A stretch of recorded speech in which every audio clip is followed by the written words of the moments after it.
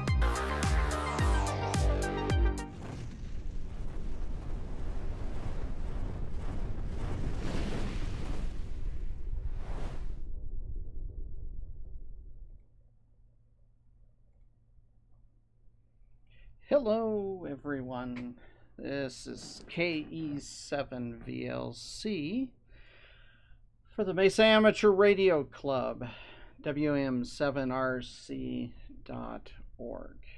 I'm a little perturbed by my test here. It seemed like the synchronization between Facebook and YouTube were just not jiving. So we're going to kill off the whole entire Facebook Live and we'll just stick with YouTube. Now you notice I do have headphones on tonight. I'm monitoring the actual audio feed. I might actually be a little bit on the too loud side. Let me know if you hear any echo or anything like that. So I'll just wait and see how many others arrive. So far I'm only seeing one person, and I think that just might be me.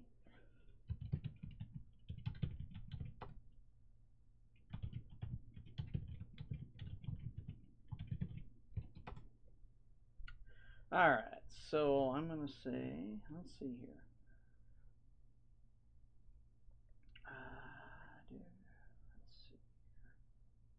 Want to do. Let me see if I can grab my channel. All right, so I'm still setting things up over here. We're gonna stick with this for right now. I'm gonna grab the. And I do apologize. I should have done this.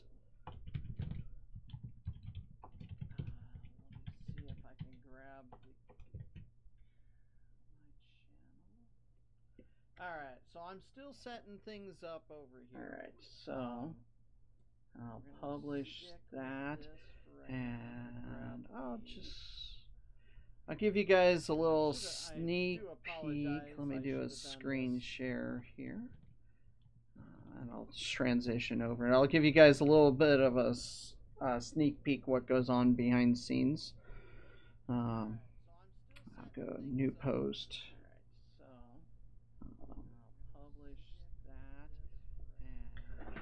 But I've also added one more extra thing tonight that's going to come in play here in a little bit, but I'll display it here in a second. A little bit of a sneak peek what goes on behind the scenes. I'll go new post. Actually, I'm going to do this.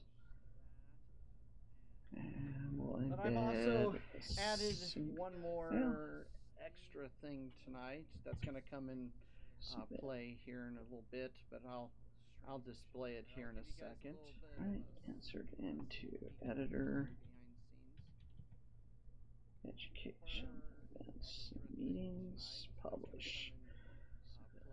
All right, so it looks like I've got 2 people watching.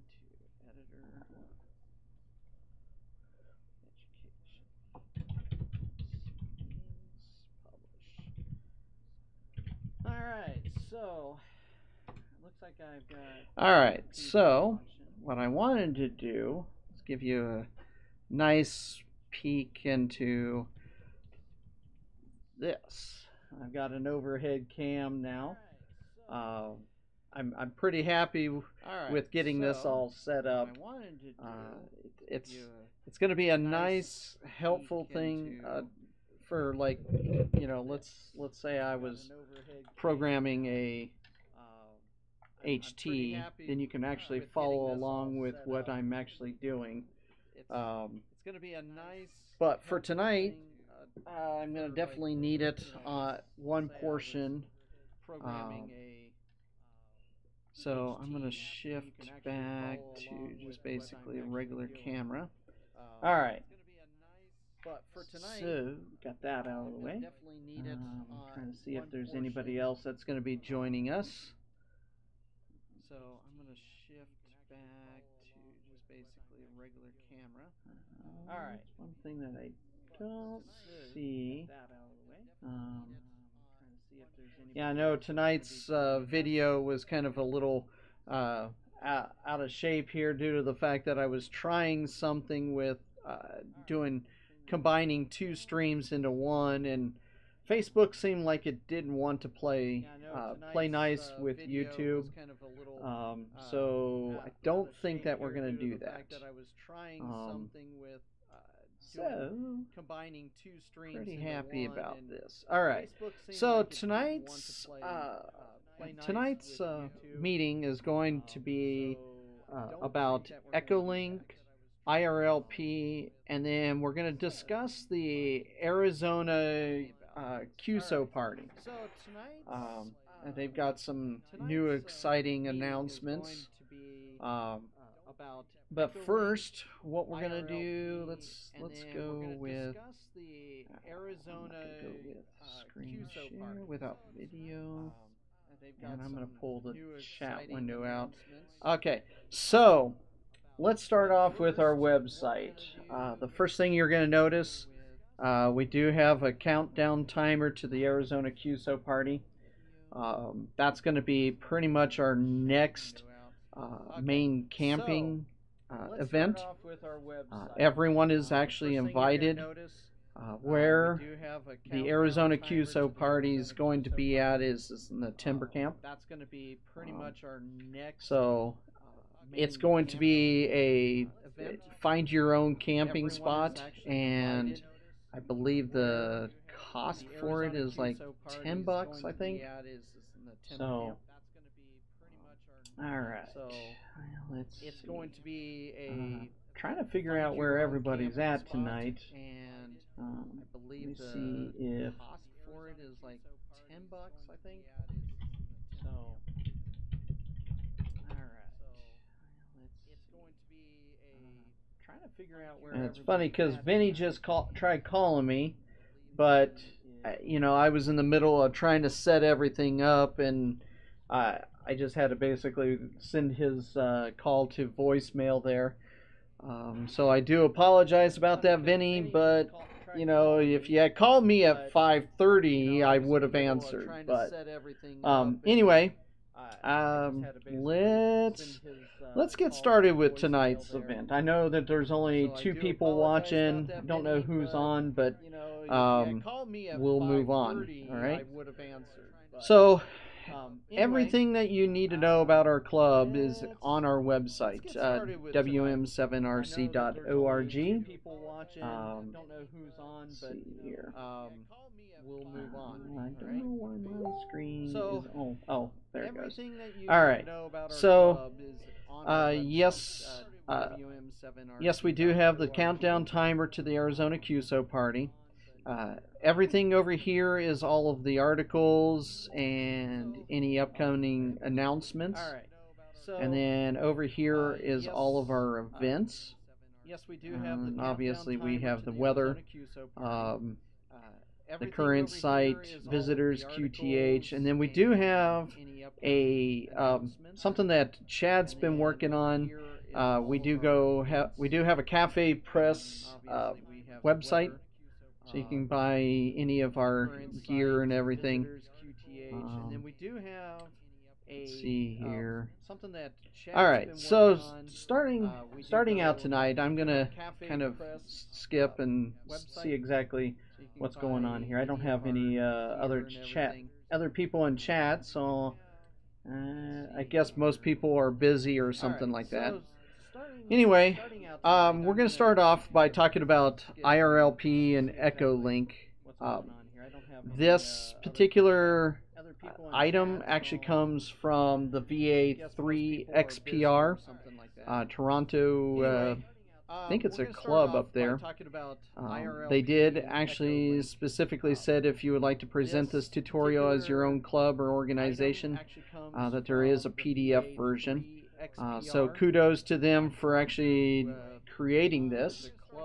So we're going to go through this. We're going to talk about what IRLP is, how to use it, and then we're going to talk about Echolink, how to configure and use Echolink, and then who you can talk to on IRLP and Echolink. Okay, so IRLP is Internet Radio Linking Project. It sounds complicated. It is complicated to a certain degree. Essentially, IRLP is from repeater to repeater over voice over IP. It doesn't have a computer program like Echolink does, so you can't just access IRLP directly from the over voice over IP. It doesn't have an actual computer program that you can actually use to actually communicate with others. So it basically started in 1997 by VE7 Ltd. and allows amateur radio systems to be linked together using the internet. Essentially, like I said, it's basically you're taking one repeater and you're connecting it to another repeater using voice over IP linked systems rather than via radio waves. So essentially you could have a repeater in, say, San Francisco that's connected via IRLP over to, say, Virginia, Norfolk, Virginia, or Tallahassee, Florida, or something like that.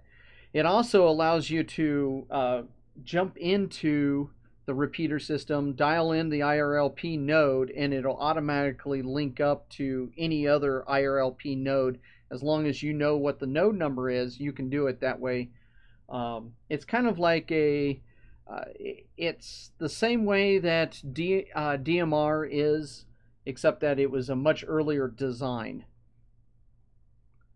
An IRLP, you have a node, which is a computer that allows access to the IRLP network, and then you have a reflector, which is essentially a repeater. So here it is. You got handheld. You connect up via a repeater, which has a node on it, which then connects over via the internet over to another node, which then comes out on the antenna of another repeater system, and somebody else can connect via an HT over there or a mobile radio.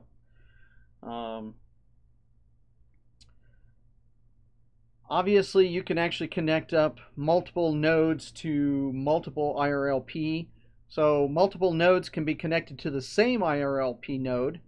And so if you've all been connected to the same node number, or to the same IRLP number, you can actually come out in multiple different areas, much like DMR does, which we'll talk about DMR at a later event. But right now, we're talking about IRLP. So I could use my handheld and call up a local repeater, and usually what you do for courtesy is you say, okay, I'm going to be using anybody on this repeater. I would like to use the IRLP. And then you let go, you wait for a couple seconds to see if anybody responds back, and then what you do is you press and hold the push to talk button, put your call sign out there, punch in the IRLP node, and then it connects the two nodes together. So that's one way of getting in. Now you do have to have an HT or a mobile radio that has a DTMF capabilities, which most people have. Most radios have nowadays. There's a few radios out there that still don't, but you know, if you're interested in doing this, it's actually not too bad. It's pretty nice. And then there's ways to even connect two nodes together with a constant connection. So you can have two repeaters constantly connected, and regardless of what, you're still able to go through. So what you do is you find a nearby IRLP node or repeater, and then you obtain permission to use it and the required access codes, and then you start making calls. You can go to status.irlp.net. Now, I don't use IRLP that much. I've used it once or twice, and it's not a bad tool, especially if all you have is a FM radio. It's a great little tool there. So you can always find it on your smartphone as well, as long as you have an app.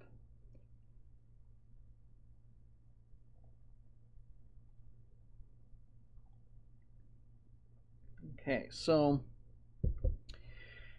obtaining access to an IRLP node. Not all repeater owners are basically have an open node or an open open connection. So you have to make sure that the repeater is actually an open repeater first off, and then what you have to do is you have to then you have to be able to access the IRLP functions, which usually is like a star button and a couple other little key codes. Each repeater owner will have a guide as to what those access codes are. So you've got to make sure that the repeater owner allows IRLP. And then don't forget to identify. Just like regular radio, you got to identify. You have to identify. And then don't forget to make a long pause, because you do have to remember that the radio traffic has to go over the voice over IP and coming out on the other end. Now, I don't understand why they say avoid rag chewing, because the whole entire purpose of having repeaters and amateur radio is to allow rag chewing. So I don't know. I think this is kind of a little bit of an old theory there, but I say go for it. So making an IRLP call, enter the access code plus the IRLP node, and then pound. So there might be an access code in order to get the repeater that you're trying to connect to turn on the IRLP connection. And then once you put in the IRLP node number, then it'll finish up the whole entire transaction there. All right, so to disconnect from an IRLP, you enter 73 and then you back on out of there. So here's just an example, and also just an FYI, this is actually in the show notes. So if you have any questions, you can always go to our show notes and see where what the PDF is. All right, so let's talk about Echolink. This is one that I've actually used quite a few times. I like Echolink. See here. Oh, okay. Yeah, Frank just pinged me and said that he's not going to be able to make it tonight. So it might be just me and one other person, and then you guys watching the recording.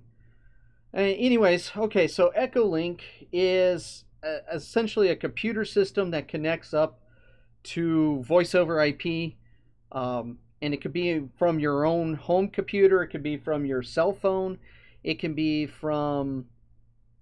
well, I think even Raspberry Pi now even has an Echolink capability. Linux does. Macs, I believe, have the capability. I haven't used Echolink in a long time, and the main reason why I haven't used Echolink is I I personally have multiple different radios, so I don't really find it very useful for me. But let's say you live in an HOA where you're not allowed to have a antenna, uh, or if you're, say, in a old folks home. I hate saying it that way, but that's the one that actually comes up the most. Uh, those types of people might not have the capability of putting a mobile rig in their room. So the only way that they can actually get out there and use their call sign and actually talk to other hams is via Echolink. Um, so Echolink is useful in situations where you can't have a mobile radio. Um, but it's also great and useful if maybe you're in a hotel, or you're out poolside or something like that. You can pull up Echolink on your cell phone there and actually utilize it that way. Um, and well, this might be a little bit on the old side. I believe there's a lot more Echolink users now. Um, but let's go over the terminology here. Typically, you've got users, links, repeater, and conference. Users are just basically like you and me, just two people, um, or a person. Links are like if I had my mobile radio here linked up to my computer and um, a mast or something like that up outside, I can provide a link into Echolink. Um, it's not that difficult. You need to have a radio that has the capability of connecting to your computer, but once you've got that, it's you've got an Echolink.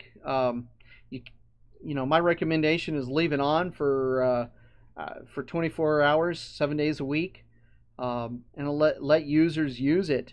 The only problem is it's going to use one side of your radio or the entire radio itself. So you're not going to be able to utilize that radio unless you turn your link off.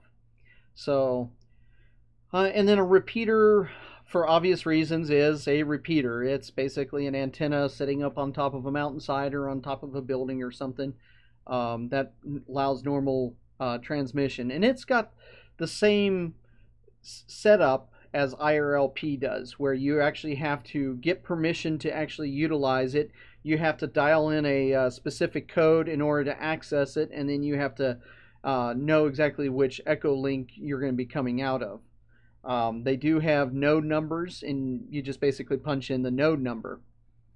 And then there's conferences, which allow multiple Echolink users to communicate simultaneous, kind of like an IRLP reflector. And it's usually oriented around a specific topic, region, or language. And the only difference is between it and a chat room is it only allows one conversation at a time. Now, my chat, if we have multiple users online right now, I could be actually chit-chatting back and forth with all of you guys. But that's what a chat room allows. A conference is basically like a chat room full of Echolink users, but it can also be multiple different repeaters or multiple different links linked together to form a conference. So here's a way. Okay, you got an Echolink conference, you got an Echolink repeater and another repeater. You've got somebody on a cell phone and somebody on a laptop, and they're all able to communicate with each other. This guy doesn't even need to have an HT. He's got no HT. He's got just a cell phone. And guess what? He can actually communicate. Same way with a guy from a laptop. I can do it actually from my computer, and we'll demonstrate this here in a little bit. So let's go over how to set up and use Echolink.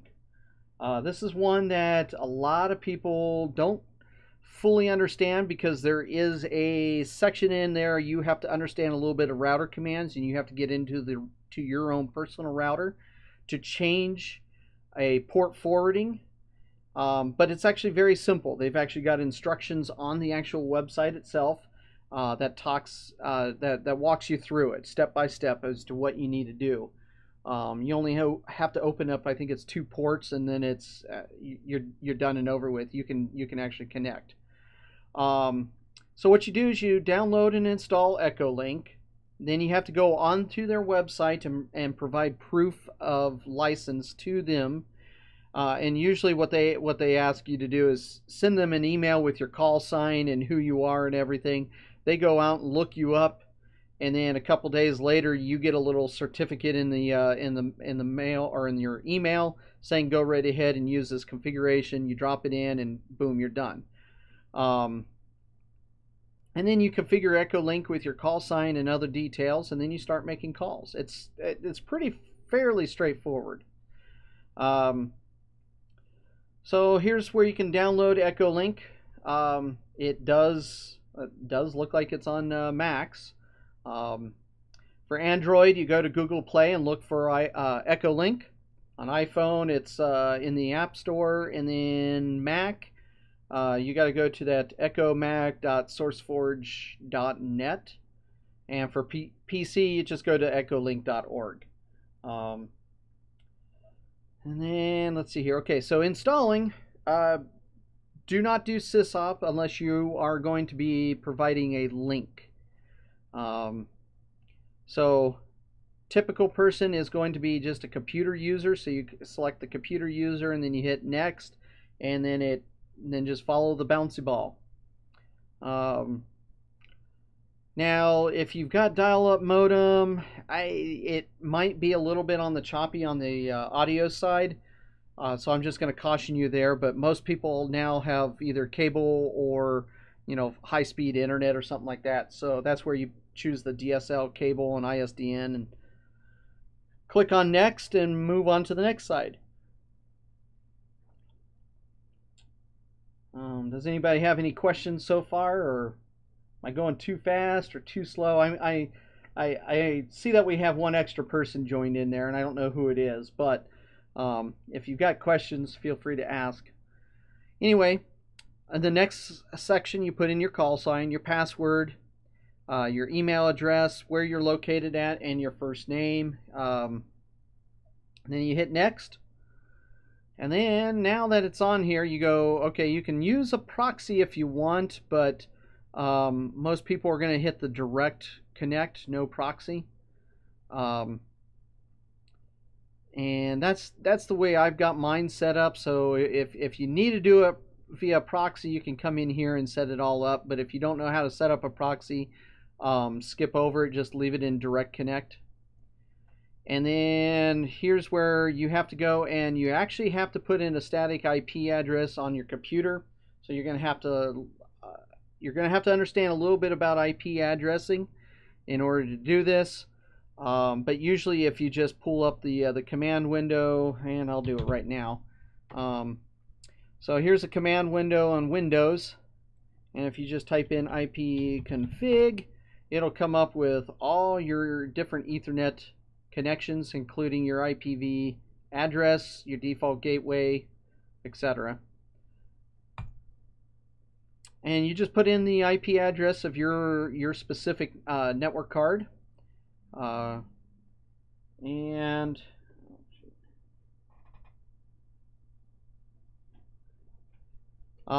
you do a static IP address of your Echolink PC.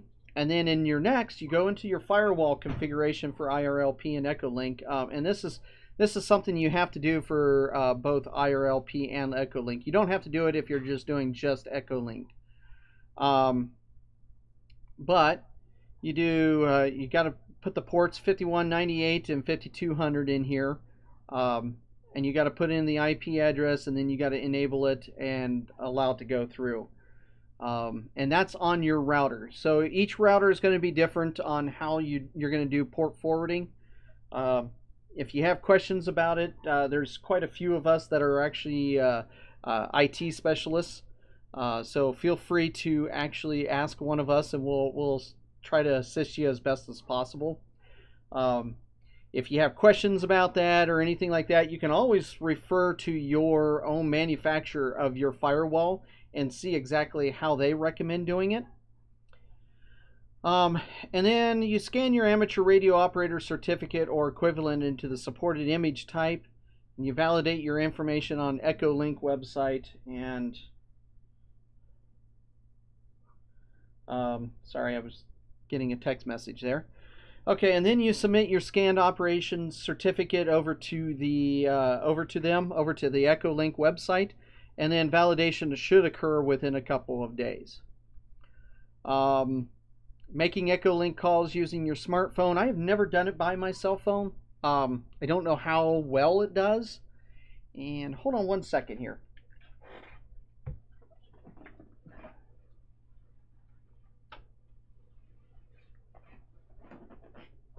All right, I'm back. I just had to turn on some lights so that my face, when I go to my full video, it's not going to be blurred out. Anyways, so I've never done this by a cell phone, so I don't know exactly how well this does. I've heard good things and I've heard bad things about it. I would really like to talk to somebody that has actually done it and see what they think. But to me, it's not too bad. It's a great concept, and I like the fact that they've got this capability now. I don't know. I still prefer trying to have an actual radio in my hand to do this, but that's just me.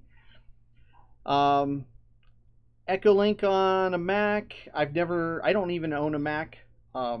So if anybody out there actually has a Macintosh computer and has given this a try, please let me know.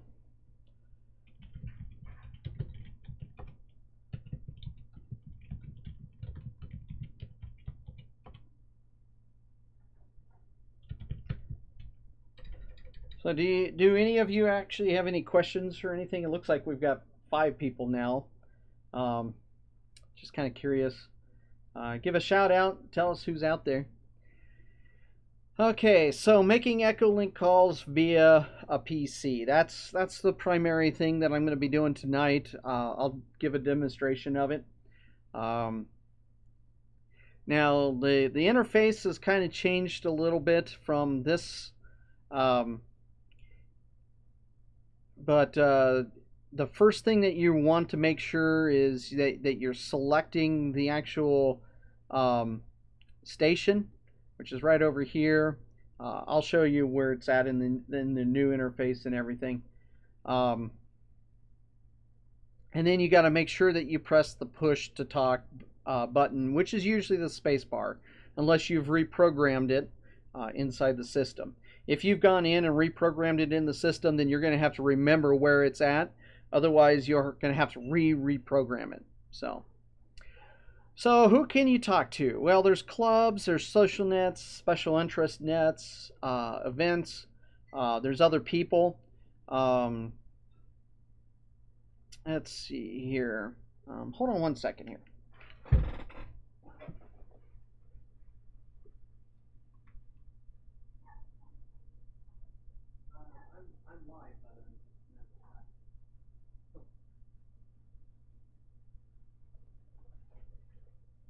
All right, I'm back here. All right, so any questions or anything like that? Doesn't look like anybody does, but yeah, if you have any questions, feel free to shout out there. All right, don't be too shy.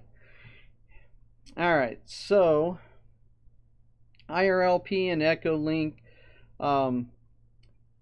Let's see here. If you got any questions, definitely feel free to reach out to us. We'll definitely help you out. So let's go to the website. Here's the Echolink.org website, and here's just kind of an example right here, and I think all of you can actually see this. So you basically you call into a local repeater, and it's connected up to a PC with Echolink software.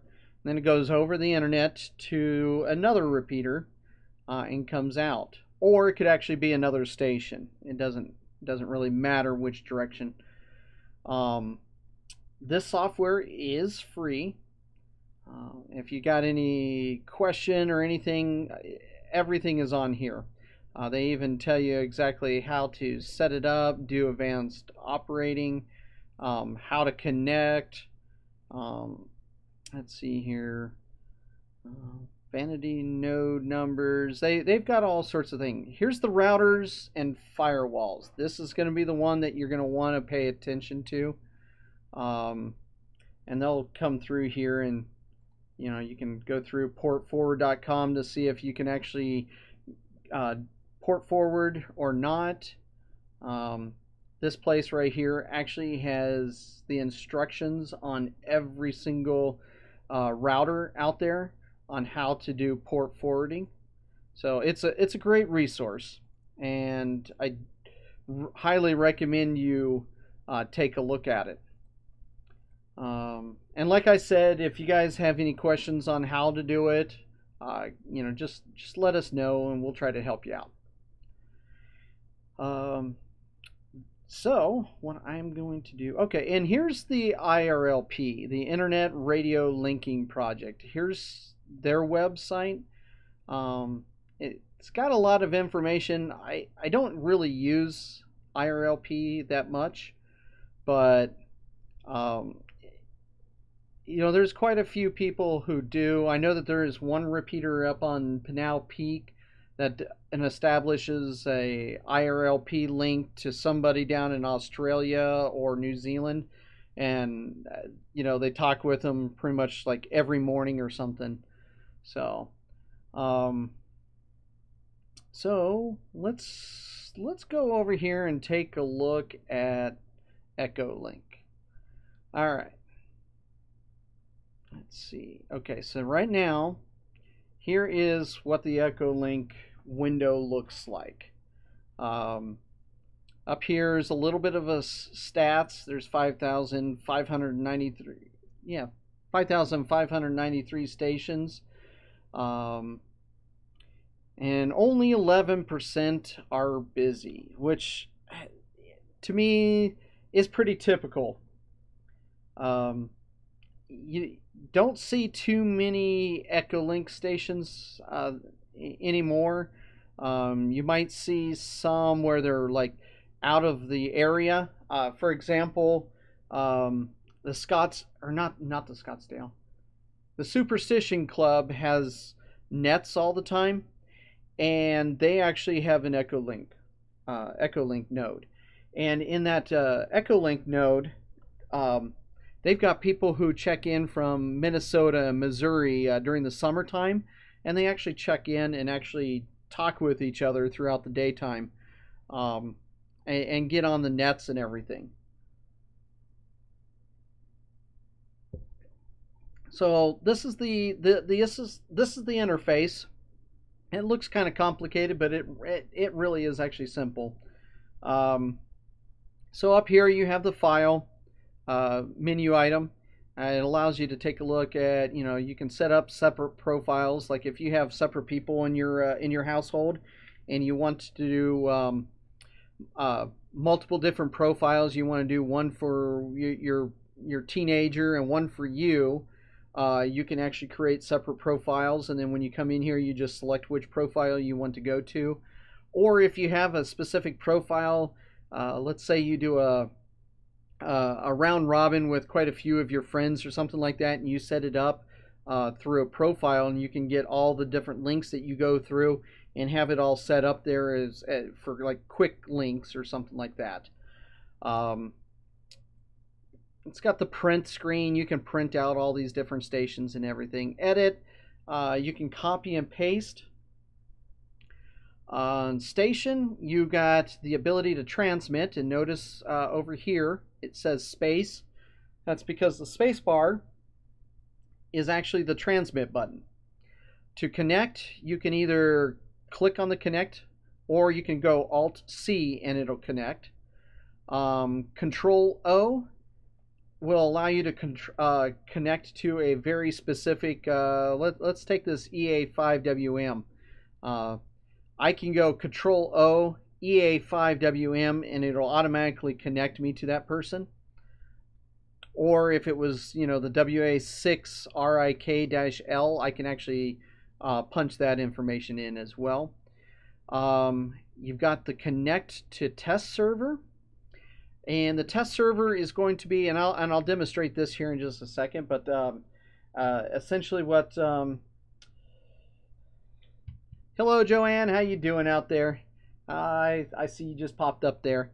All right, so on the station, connect to the test server. The test server is going to be what you're going to be using to test your sound files, to test your microphone and your speakers or your headphones. And then you notice this reconnect to K7UAZ-R. That was because that was the last station I was actually connected to. It's automatically thinking that maybe I want to reconnect to it. I've already disconnected, so it's thinking, well, okay, you might want to reconnect to it. So it's going to allow me to connect to the last node that I was on. So if I change nodes and I come back, it's going to have the reconnect to that specific node. Disconnect, you can either just press the disconnect with your mouse button, or you can hit Alt-D. Let's see here. Let me get into, yep, okay. So I'm going to be doing this here in just a second. I'm going to be showing you all my keyboard commands. And I don't have the light over it, but that's all right, because all you need to know is where the space bar is.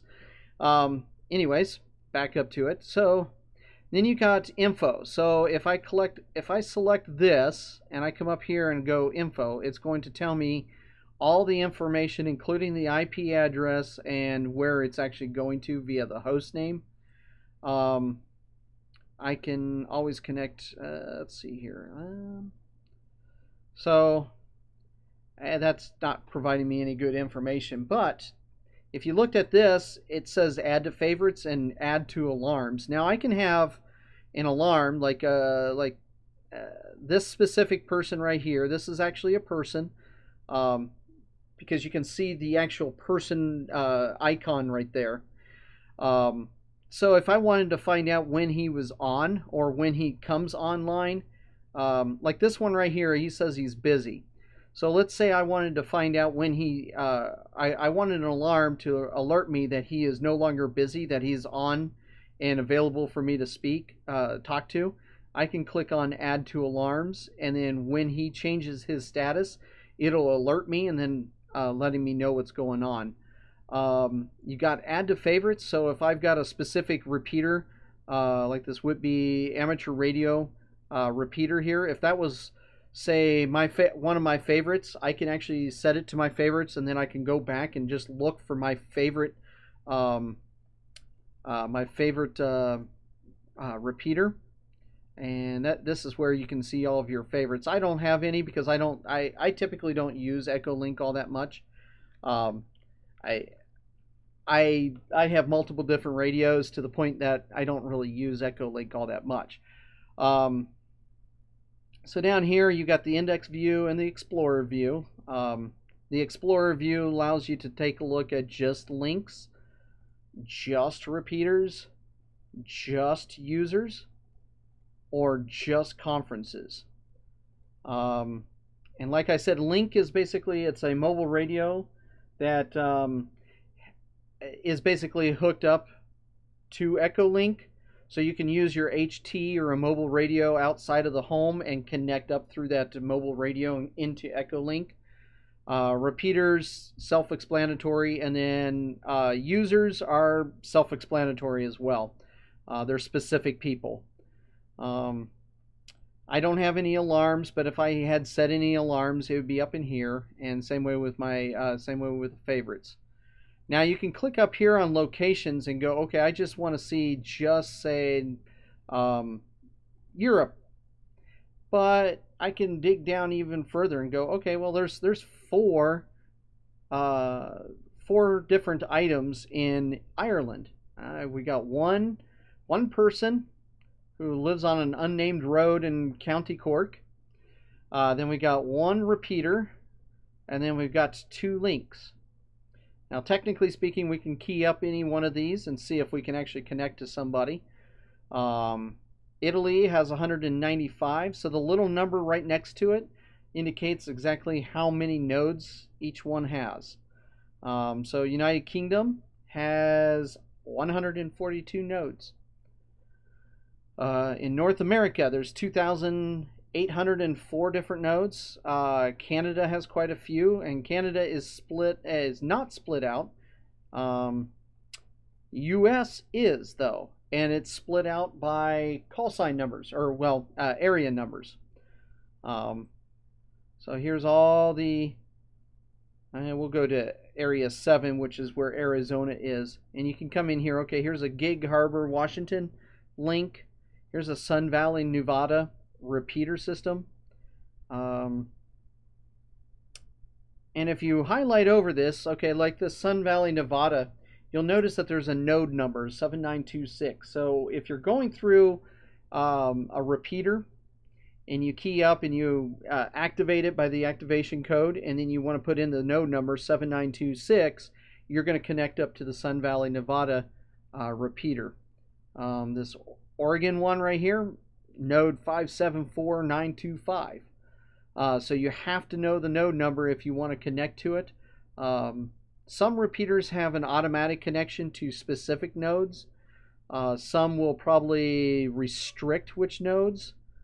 So, for example, some of the repeaters in the U.S. might actually restrict it by country or something like that. Don't know why, but it's up to the repeater owner as to what they're going to allow. Anyways, going back over, let's go back up here. So we got tools. Obviously, we could do an alarm. You can list me as being busy. So if I go Alt-B, the Alt key and the B key at the same time, I can list myself as being busy. But the primary thing that you're going to want to deal with under tools is going to be in the setup. You're going to want to make sure that you're in the single mode, unless you're doing a linked system, which would be the sysop. Put in your call sign and your password, and then you put in your name, your location, and your email address. And then you can actually go through NA West, NA South, so it's North America West, North America South. You can go through the servers. It doesn't matter. I've left all these the default way. In proxy, like I said, I'm not going through a proxy server, so I don't need to have this set up. If I was going through a proxy server, if any of you have, say, NetNanny or something like that on there, you're probably going to have to use a proxy, which means you're going to have to know the host IP address, the port number, and the password to get into it.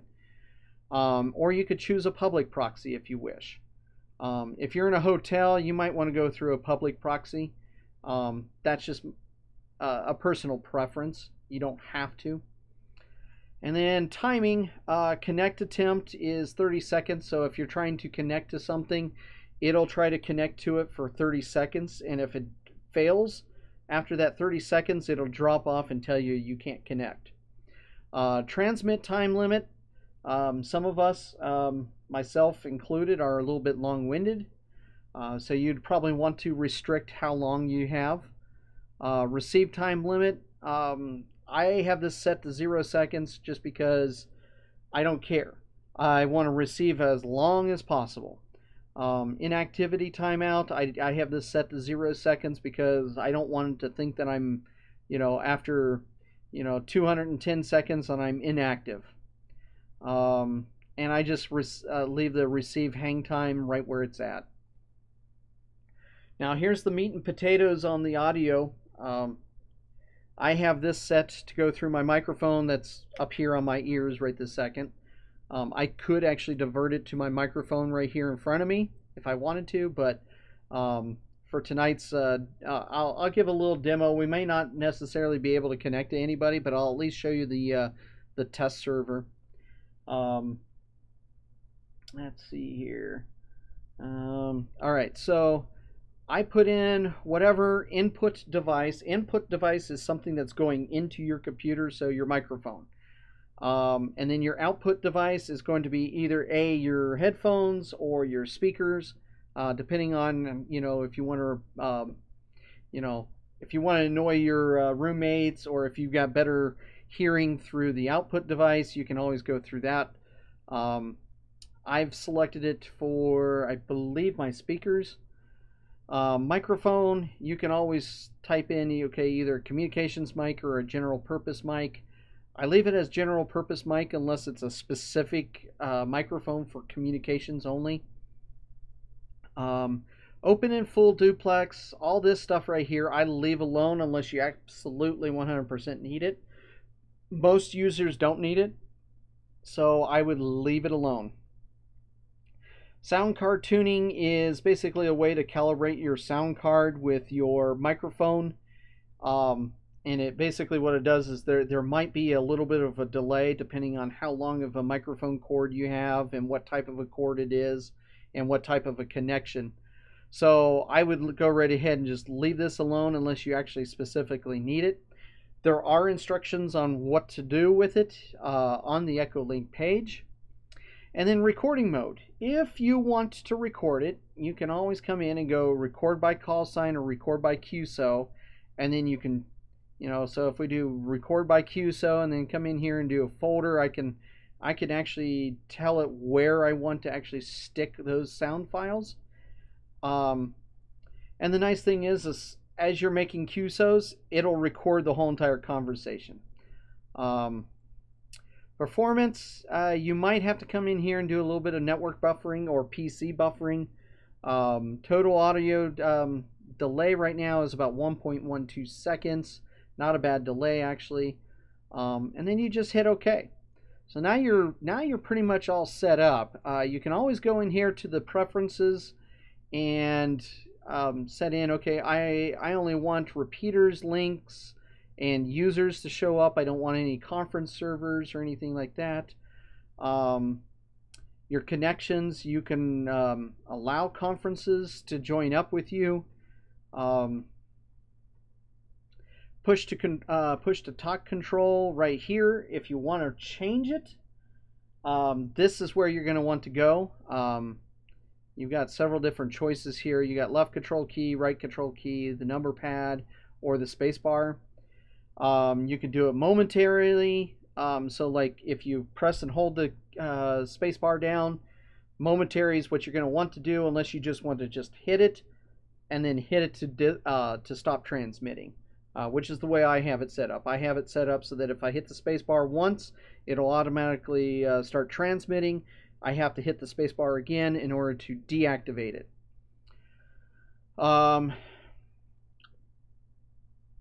So security, I can accept connections from repeaters, links, users, and conferences. You can always change this if you want. You can always come in here and go, okay, I don't want to accept any connections from Afghanistan. You just simply click this little thing and it goes over to deny. So any station in Afghanistan will no longer be allowed to connect with me. See here, and then you can always come in here and play around with the sounds. I leave the sounds alone. You don't have to come in here and play around with any of those settings. Those settings are just user preferences. All right, so the next one is, see here, the adjust sound device. You can come in here and go into your own sound device on your actual computer and mess around with all of your different settings. And then we can play a sound file if we want. We can do a firewall router test, which is what I recommend you do. Notice as soon as it did it, it came through and it said everything was succeeded. That's because I've already got my router set up specifically for this to allow it through. You can come in here and see what what your connection status is. There's a lot of different little things, and my recommendation is go through here and kind of play around with it. Give it a try. It's not going to hurt. It's a fun little tool to play around with. And if you live in an HOA or an apartment complex, this might be your only way of actually talking to other hams, unless you go out to a park or grab your HT or something like that. So let's go through. Let's connect up to the test server, and let's do a test really quick. All right. So the first thing you're going to do is click Connect to Test Server. Welcome to the Echolink test server. This server records your transmissions and plays them back to help you adjust your transmitted and received audio. Please feel free to connect as often as you like. Okay, so this test server is essentially, it's basically like a echo of what you transmit. Nobody else is going to be able to hear you or anything like that. You're never going to be able to find anybody else inside this test server. So without further ado, let me transition over. All right,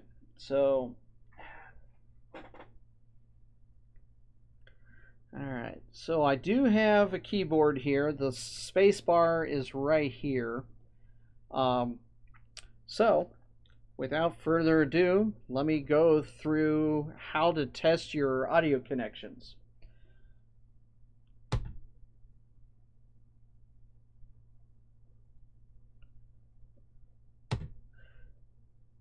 KE7VLC test 1 2 3 3 2 1 test out.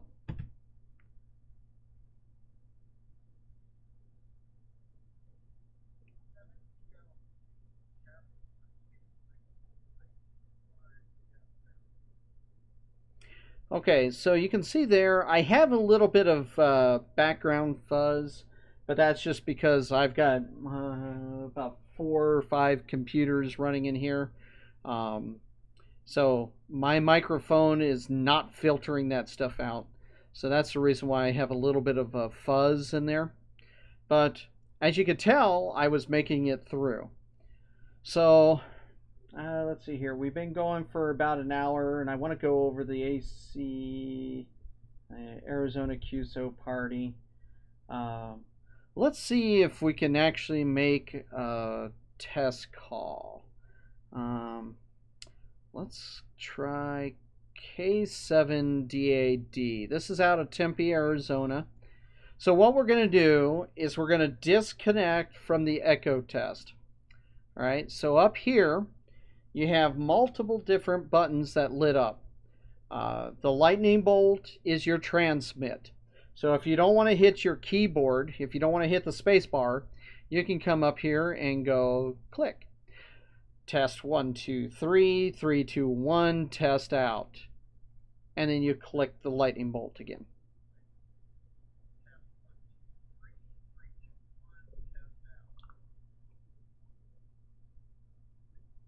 All right. So we want to disconnect from the echo test. So what we're going to do is we're going to come up here and click on this little red disconnect button. If you look at it, it looks like it's a link, like a chain link, and the disconnect looks like it's broken. So we're going to disconnect. And now if you come back up here to the station, remember this one right here where it says reconnect, it reconnects to the last station that you were, or the last node that you were on. So if we wanted to go back into echo test, we can just simply click reconnect to echo test. Welcome to the Echolink test server. This server records your transmissions and plays them back to help you adjust your transmitted and received audio. Please feel free to connect as often as you like. All right, so we'll just disconnect, and let's see if we can connect to the K7DAD repeater.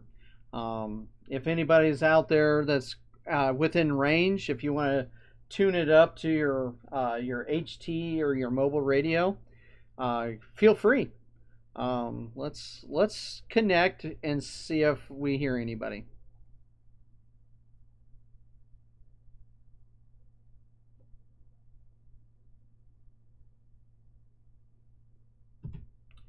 This is KE7 VLC doing a test of Echolink for our club virtual meeting.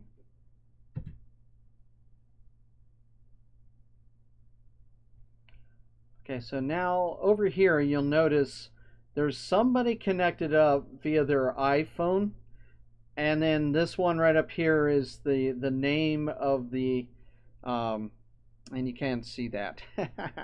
All right, I'll transition over to this. All right, so now you see up over here it says KB7QXQ is connected via iPhone Chris, and his name is Chris. He hasn't called back, so either he's just left his iPhone connected and never disconnected, or he just wasn't interested in coming back. He might be like monitoring for somebody specific or something like that. Anyways, that's basically the demonstration of Echolink. IRLP is a little difficult to give a demo, so we can't really do an IRLP demo. So if you want to try do an IRLP demo, we can always try a little bit later on, out at like maybe a camp out or something like that. We can give it a try if there is an IRLP node nearby. But other than that, that's Echolink. I'm going to go right ahead and disconnect. Remember, it's the red one. Disconnect from that node, and now we are no longer connected there. Now you're going to notice over here on the side there was a little 1 right next to it.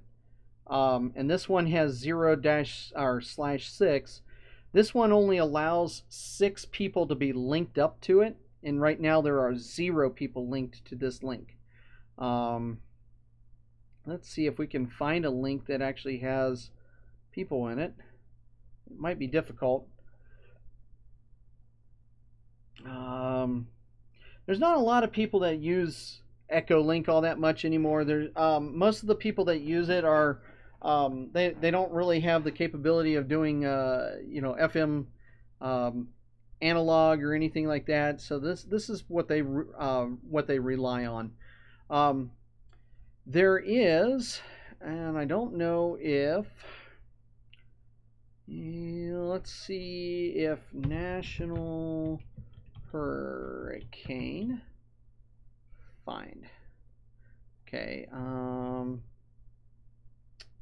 W7WX, I think. I cannot remember. Okay.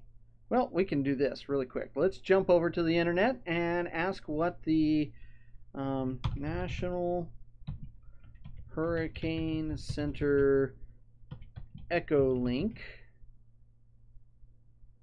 or let's just look up call sign really quick here. WX4NHC. Okay, so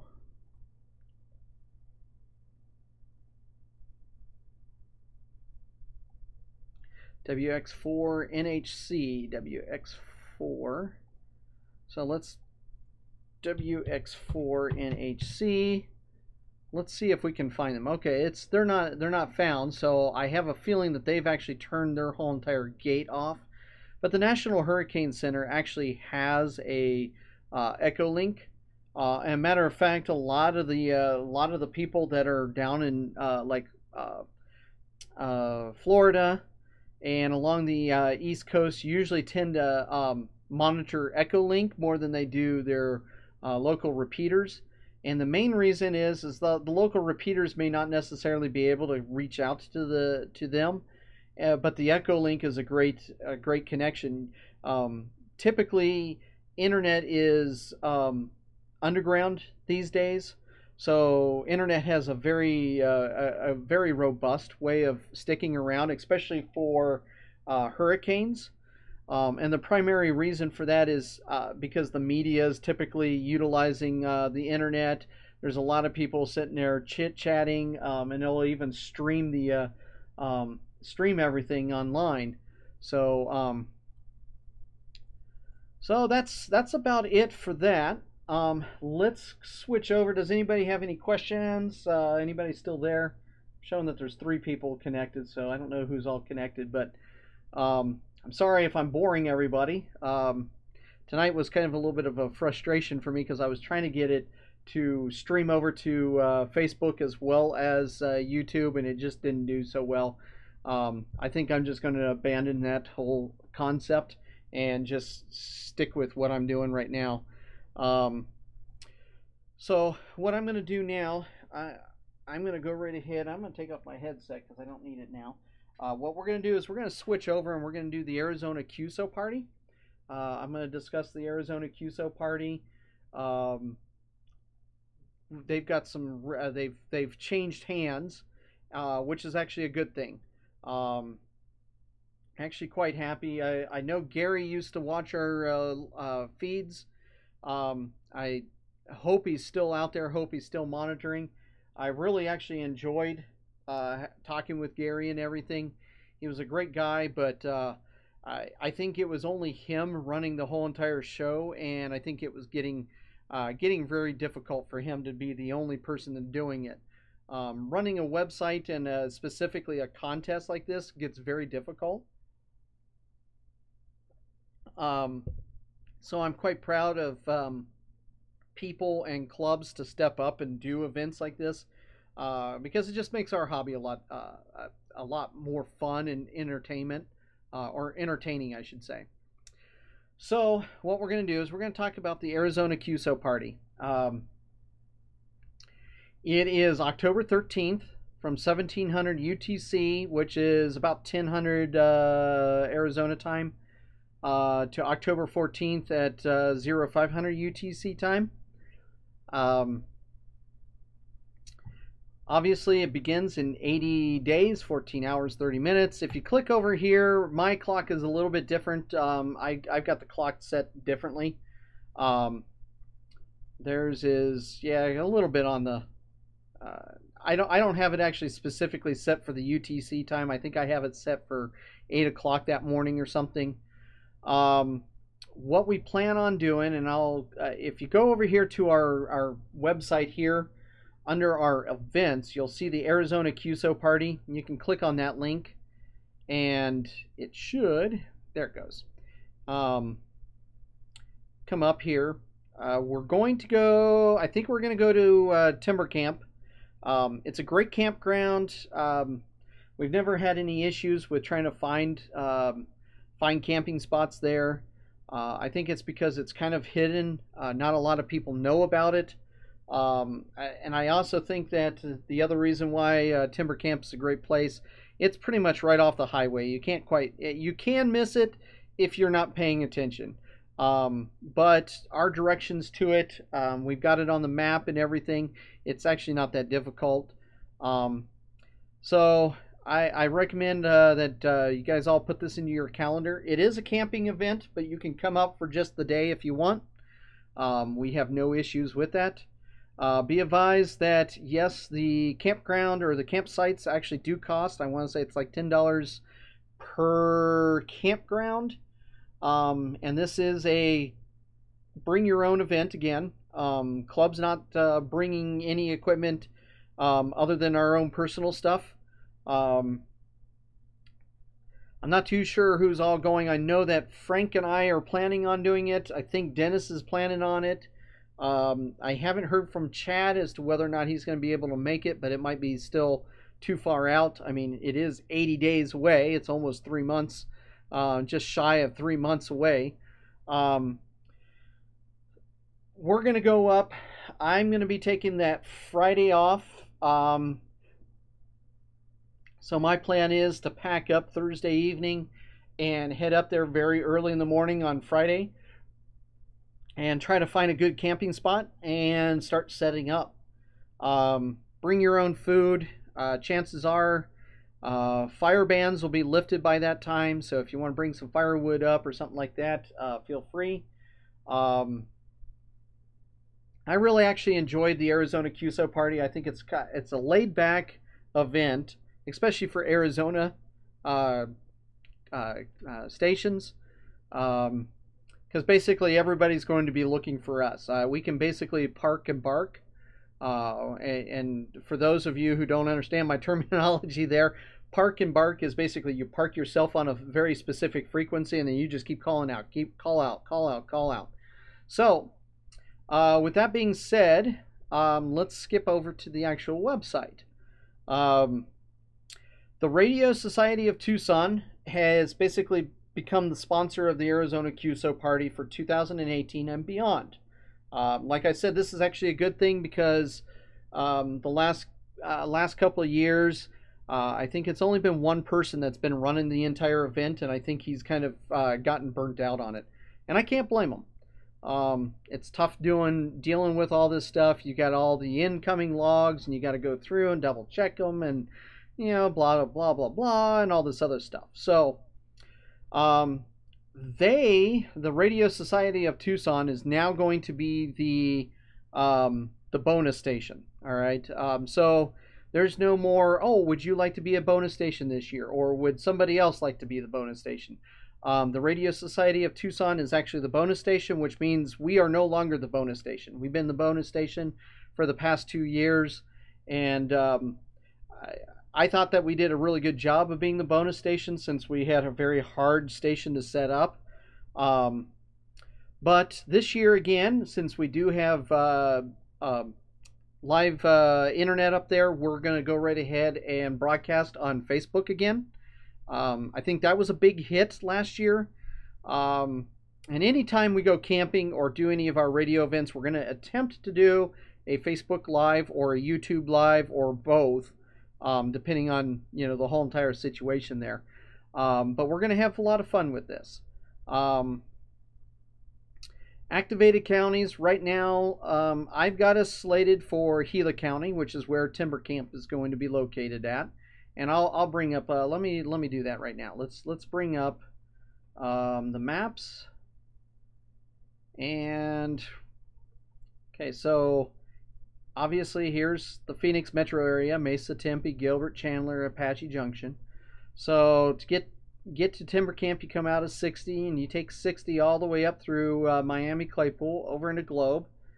And then you take the 60 like you're going to go straight to Show Low. And as you're driving up here, you're going to notice that there's a big straight section right here. And Timber Camp is right here. If you get to this really windy little road over the Salt River, you've gone too far. So you need to backtrack and come back over here to the Timber Camp. Now, Timber Camp is set up. It's a nice campground. I like it. It's the only bad thing is it's so close to the road that you hear a lot of the traffic. So at nighttime, you'll hear trucks go by every once in a while. You'll hear ambulances, fire trucks, police officers drive by. Throughout. But honestly, during the daytime, you don't even really realize that the road is over there because you've got so many other activities going on. Now, typically what we do is we try to grab this back of the campground area, and we try to get at least 2 or 3 places back here, and try to spread out a little bit. It just allows us to kind of stay together, but at the same time, a little bit further away from anything. Now, if we get a lot of people who want to come up, we can always reserve the group site over here. It's like, I think it's like $50 a night or something like that. And the nice thing is they've got a gate over here where we could just basically block it off. So we can leave the gate open during the daytime and allow people to come in and out if we want. Or we can shut the gate. If we've got everybody in, we can shut the gate and nobody else will be allowed in. And it's a big area. It's a really nice area, really nice and flat over in this area. So you can set up campers and stuff of that nature over here. Tent camping is typically done back over in here.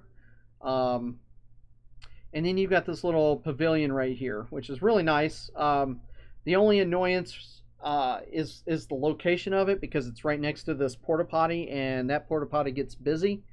Everybody coming off the freeway to do a bathroom break or something like that typically stops in at this one, even though they've got this one over here that they could go to. But most people, all they do is they look around and go, oh, well, here's the campground. Let's go over here. There is another little road back here. You you can take and go for a little hike. Sky and I have done it a couple times. My car can actually make it back here, so it's not too bad. Now, I don't know if I would take my car up in this area here, but yeah. Um, but there's quite a few different little campgrounds. There's a porta potty right here and a porta potty over here. It's a nice little campground. It's not too far away from Globe, so if you forget something or you want to go into town to grab a quick bite like Vinny does, you can quickly drive into town. It's only like 20 miles away from Globe, and it's not too bad. For those of you ever looking for other campgrounds, here's another one. I've never stayed in the Jones Water campground, but it's easy to find. There is a sign that's points you in the direction. I wouldn't take a big camper or a big RV back there, but a pickup truck with a small RV should be able to fit back there. But that's not where we're at. So back here, if you look right here, that is a cell tower. This is exactly where we get our internet and our phone.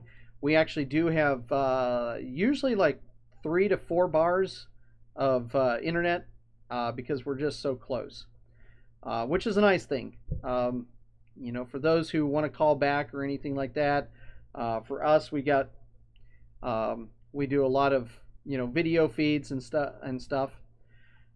This is the other group site that if we ever get anxious or anything like that, we can always reserve this one as well. The downside is that it's a huge parking spot, and I don't think that these trees are as tall. Hello, Bill. Saw that you're in here. How you doing? Name's here Ryan, KE7VLC. So the Arizona QSO Party is just basically, it's another excuse to get on the radio. But what it is Arizona is split up into counties, and so we represent each county. We're going to represent the Gila County. The K7ZOO is going to represent the La Paz County. K7YMA is going to represent the Yuma County. There's all these other counties that still nobody's actually gone on here to look at or anything.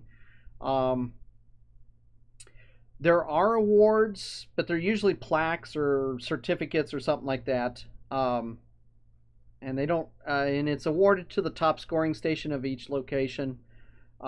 We typically don't qualify for that because we don't typically operate 24, the entire time.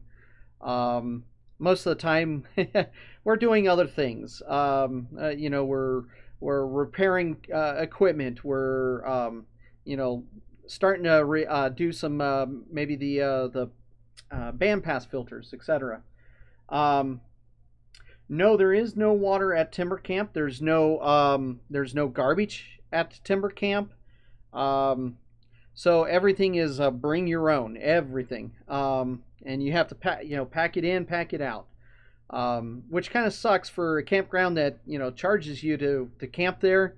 I kind of wish that they had water, but there is no water there. So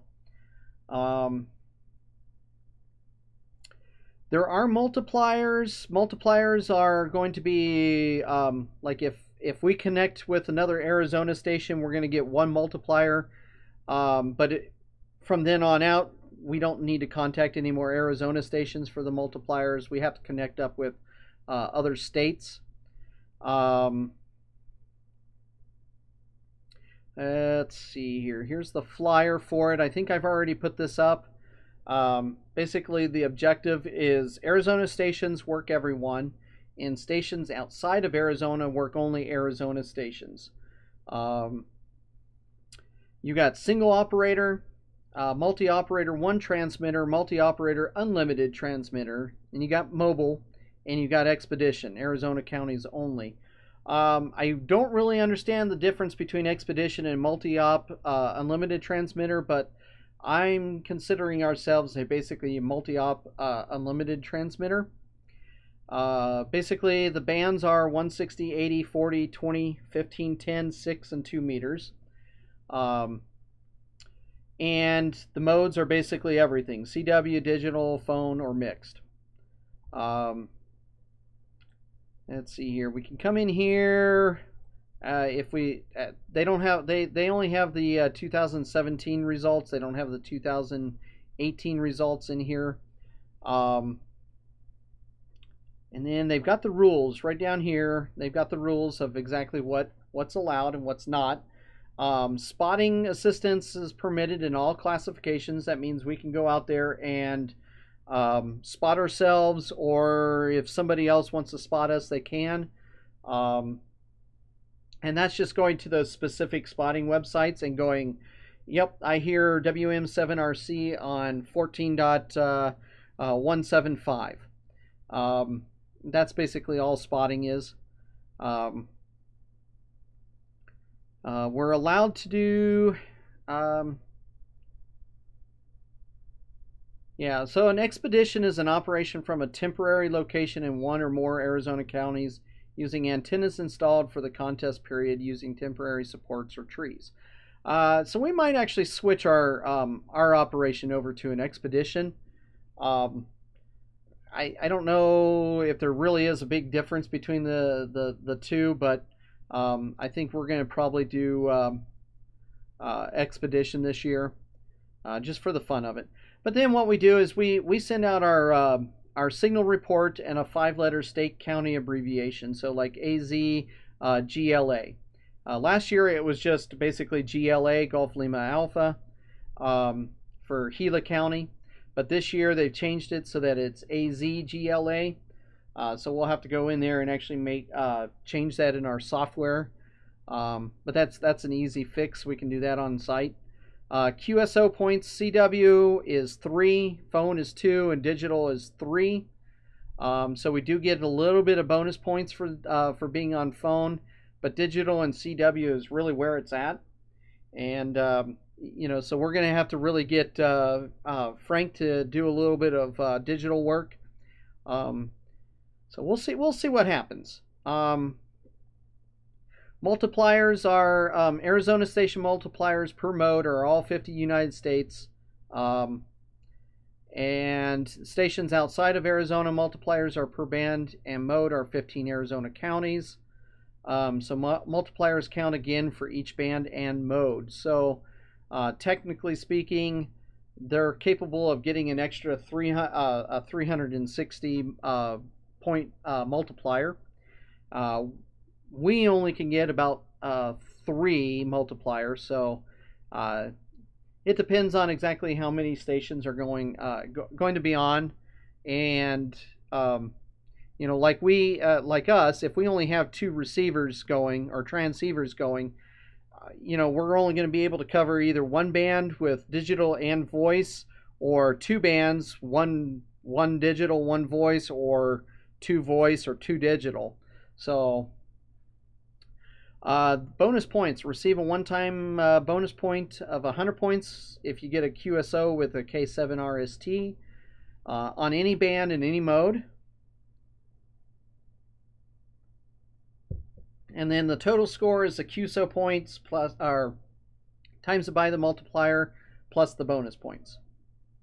So the rest of it is just basically they wanted it in Cabrillo format, which is easy to do. We just send it to them from the software. I like what we're doing with this. It's in a good time where the temperature down here in the valley is going to probably be in the upper 80s to mid 90s. Up there at Timber Camp is going to be about 10 degrees cooler. So during the daytime, expect temperatures up to about 80 degrees. It feels nice. At nighttime, I think last year, it got down into really close to freezing, if not at freezing. So, you got to be prepared for that. Bring your, long underwear and stuff of that nature. Let's see here. What else? I think that was about it on the Arizona QSO Party. Does anybody have any questions on the Arizona QSO Party? Okay, if not, let's go ahead and jump over to Winter Field Day. I know Joanne was there at Field Day or Winter Field Day last year. Chad was there and Frank was there. Um, we had fun at Winter Field Day, and quite honestly, I think we're going to try to do a little bit better at Winter Field Day this year. Last year, it was just essentially three guys sitting around having a lot of fun out there in the cold, and it got cold up there. We typically camp at the Grapevine Group Campground up at Lake Roosevelt, and all of you sitting there going, "Oh, come on, it's Winter Field Day in Arizona. It's not that bad. It's not that bad." Yeah, okay, sure. It's not Fairbanks, Alaska, winter. Where it gets down to minus 60 with plus another 20 degrees for wind chill factor. But hey, this is Arizona. When it gets down close to freezing, it's winter. All right. When you're sleeping outdoors in 34, 35 degrees, it gets cold. All right. We had a lot of fun this last year, and we decided that okay, we're going to make this an annual event for our club because we had a lot of fun with it. Um, uh, so if you want to know what the Winterfield Day is all about, you can always go over to the Winterfield Day website, winterfieldday.com. Um, I always come here. The first thing I always do when I come to one of these things is click over on the rules and take a look at the rules. The rules are very important. They keep us all honest and everything. But you got to remember, Winter Field Day is not really a contest, but it is a contest. It's kind of like Field Day. So for those of you who missed out on our Field Day, definitely come on out for the Winter Field Day. It's a lot of fun, a lot of enjoyment. Joanne was out there last year, or this year, I should say, and we sat around. We helped her program her radio there, helped her get set up and situated with her radio, with her 2 meter mobile radio, and then we talked a lot about how to get on the air and stuff of that nature. Um, More importantly, we actually did test out some new equipment and new programming and stuff of that nature.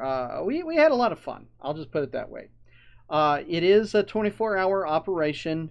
Last year, the campground host, there was nobody else out there. So the campground host said, yeah, go right ahead and run your generators 24/7. We could have connected up to shore power if we wanted, but for the rules, in order to be, I think it was outside or something like that, or I know what it was. In order to get the 1,500 bonus points, you actually had to be connected to a alternate power, and so that's what we did. Came out to be quite helpful. We did score fairly high for our first attempt. We could do better. I think, quite honestly, we can do 200 voice contacts easily, and we could probably do twice the amount of digital contacts. But we were trying new things and setting up different antennas and trying different antennas as well. So that was a lot of fun. You get bonus points for being in outdoors, which is what we typically are. We don't have any indoor or home location up there. Um, and yeah, Joanne, I wish you could have stayed a lot longer too, because quite honestly, it definitely was a lot of fun. Um, the other thing that we did too this last year was it'll and Joanne, it'll still be at the Grapevine Group Campground up there at Lake Roosevelt. Let me jump over to Google Maps and show you where that's at. Lake Roosevelt. Here's the little airstrip. So, and I haven't made the reservation yet, but we're still thinking the same campground as we did last year, or this year. This campground was actually really, really nice. it was situated away from everybody else. So if there was another couple groups down here, we were not interfering with each other. But like I said, last year we had there was nobody out there. It was just us and the campground hosts, and the campground hosts were just so nice. Um, and typically in the wintertime, they say you're not supposed to be running your generators 24/7. They kind of frown upon it, but during the summertime they allow you to, because obviously if you're going to be camping out in 120-degree heat, you're going to be wanting AC in your RV. Um, so that's where we're going to try to get it. I just haven't put forth the money onto it just yet. I'm going to do it probably in the next couple weeks. But we had a lot of fun last year. So we're going to do it again. Basically, it's identical to field day, with the exception of it being in the winter instead of in the summertime. The only other thing that we don't have is we don't have bonus points for visitors and stuff of that nature. We do get bonus points if we try or if we make a QSO via satellite. It's kind of nice to be able to do it. We keep trying and keep trying and keep trying. It is difficult to do. So my recommendation, if you want to know exactly more about Winter Field Day, come on here. It is actually set up in our View All Events page on our. It's so far out that it's not showing up in our regular events just yet. So give it time; it'll show up there. So I think what I'm going to do is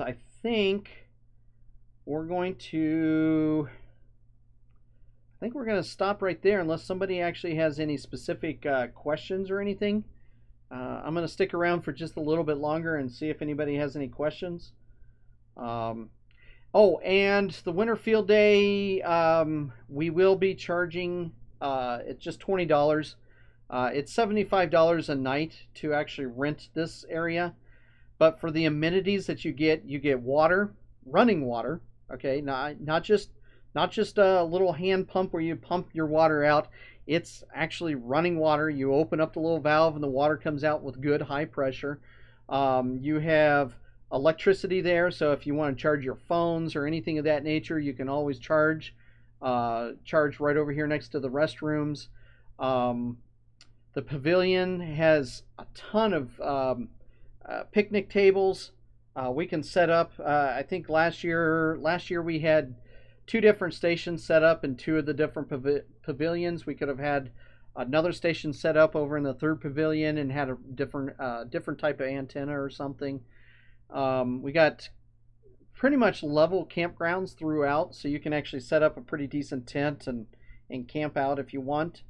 The other nice thing is yes, there is a gate, so like at nighttime we'll go over there and shut the gate, but I think they actually lock the main gate to the actual facility at nighttime. So, and I think they do that at like 10 o'clock at night. I think they close down at 10 o'clock at night. Typically what I try to do is about like 8:30, 9 o'clock. If nobody's letting me know that they're going to be up there late at night, I'll go and shut the gate. But I'm just going to let you know now, if you do arrive at say 1 o'clock in the morning and the gate is shut, it's not locked. All you have to do is just get out and open up the gate, drive through, make sure you close the gate behind you, and then drive on in. But my recommendation is show up during the daytime. That way you can see exactly what you're doing and stuff. And this campground is actually not too far away from, Mesa. So it's an easy drive. It's about an hour and a half drive, hour and a half to 2-hour drive. It's kind of easy to get to. There is a sign out here that actually says Grapevine Group Campground. And you just drive down this road until you get to the group campground area. You drive on in, keep making a right till you get all the way past the shower area. There are showers. That's the other thing that you're paying for when you come out there. There are showers. So we charge $20. That's just if you don't have the money, that's fine. It's not like we're gonna boot you out or tell you to go home or anything like that. Um, the $20 is just to kind of help recoup the funds for the event or for the campground. It's like $75 a night, but like I said, I mean, you got running water, you got electricity. When you walk into the restrooms at 2 o'clock in the morning, the light turns on. Um, the restrooms are clean. The campground host does a really good job of keeping the area clean. So um, I kind of like that. I try to support those types of places. I mean, if it was run down and dilapidated and nobody was doing anything with it, then I might have an issue with paying $75 a night. But it's not a bad place, especially for January. You're not going to find any other place. We've tried to look at some of the state parks, like Pachacho State Park and Lost Dutchman State Park, and a couple of the other state parks. And a lot of those places frown upon utilizing antennas and things of that nature. But for some strange reason, the Tonto National Forest doesn't have an issue with it. So at least out here around Lake Roosevelt. Now down at the Salt River, that's a whole different story. I'm not going to go into that. Uh, is this video looping? No, it is not looping. I will have it put up a little bit later on this evening as a recorded loop, but I'm actually moving the mouse to show you kind of where everything's at. So if you come back over here to our website, let me go back into the dashboard here. I don't think I need anything in here. I think everything is good. So does anybody have any other questions or anything?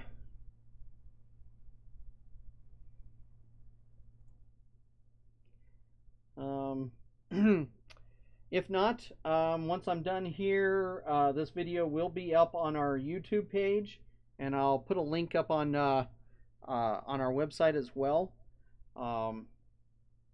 If you have any questions, feel free to give me a call or send me an email at ke7vlc@wm7rc.org. I try to at least respond to anything within at least a day or so. Sometimes I'm not paying attention. I don't have it programmed in my phone or anything like that. So, if you don't get a response within a couple days, try again. Don't forget to sign up on our website. Also, go out and look for us on Facebook at Mesa Amateur Radio Club, WM7RC, and on Facebook. Let's see here. Any other questions or anything? Well, I'm kind of done talking tonight. I'm a little bit burnt out on my voice. Been having a lot of conference calls today at work, and my voice is getting a little on the rough side. So I'm going to say 73s to everyone. Hope you guys all have a good evening. If you've got any questions, feel free to send me over an email. Other than that, our next meeting is going to be, let me verify that it's August 28th. Let me verify that really quick here before we go. Let's see here. 1, 2, 3, 4. Yes. So August 28th at 18:30, 6:30 for those non-military. This will actually be a face-to-face meeting over at the Mesa Utilities Club. This year was my 10-year hamversary. I actually got my call sign renewed this year, so congratulations to Orion for renewing his call sign for another what is it, 10 more years or 5 more years or whatever it is. Yeah, 10 years. So we will be having, I will try to either bring either cupcakes or cake to the next meeting. So for those of you who like food, please come on out. The next meeting is going to be actually an emergency communications, emergency or disaster planning, emergency preparedness meeting. September is emergency preparedness month. Since we don't, since we're not meeting at the very beginning of the month, we decided that August is going to be our emergency preparedness meeting. We will. I know we're going to have at least two different antennas to talk about. We'll probably have a couple more antennas. Um, for all of our senior staff out there, Chad, Frank, Vinny, Dennis, be thinking about what type of antenna you want to would like to discuss when at the meeting. We will try to put it up on YouTube as well for those of you who can't actually make it. Unfortunately, we do not have the transporter system. Scotty says that that's broken, so we will not be able to transport you any cake. um, let's see here, and then don't forget, put down on the calendar the Arizona QSO Party. I have it down as October 12th. That's just because it's, I think that's the Friday. Let me just verify that. Yeah, so the 12th is a Friday. I put that down. Technically speaking, the actual event doesn't start until the 13th. There will be a meeting. It'll be a virtual meeting on September 25th. I don't have a topic for that one, so if you've got a topic that you would like to discuss, please let me know. KE7VLC at WM7RC.org is our call sign, or is my email address. I just put it into the actual notes there, or the chat there. Send me over an email if you've got topic ideas you would like to discuss. Otherwise, I've got a couple more months before I make a decision as to what I want to talk about. Let's see here. Hopefully, in our next meeting, I will try to bring Vinny in via video, but I'm not 100% sure. We're gonna have to play around with that. So if you see test videos pop up every once in a while on YouTube, that's just us testing things out.